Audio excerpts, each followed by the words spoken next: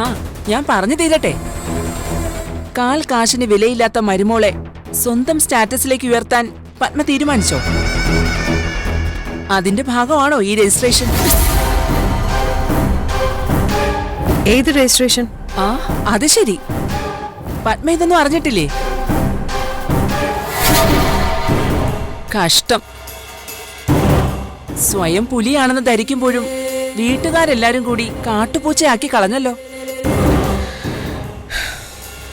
ആ സൂര്യയുടെയും നന്ദിനിയുടെയും വിവാഹ രജിസ്ട്രേഷൻ നടന്നുകൊണ്ടിരിക്കുക.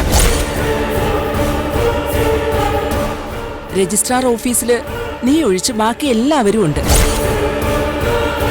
ഭർത്താവും മക്കളുമൊക്കെ ബോധപൂർവ്വം ഒഴിവാക്കിയതാണോ അതോ അങ്ങനെ ഒരു രജിസ്ട്രേഷനിൽ പങ്കെടുക്കണ്ടെന്ന് പത്മ തീരുമാനിച്ചതാണോ? വേണി വേണി കള്ളം പറയരുത്. അങ്ങനെ ഒരു രജിസ്ട്രേഷൻ ഒന്നും ഇവിടെ നടക്കുന്നില്ല. സംശയമുണ്ടെങ്കിൽ സബ് രജിസ്ട്രാർ ഓഫീസിലേക്ക് ഒന്ന് പോയി നോക്ക്. ഭർത്താവിനെയും മക്കളെയും മരുമക്കളെയും ഒക്കെ അവിടെ കാണാം.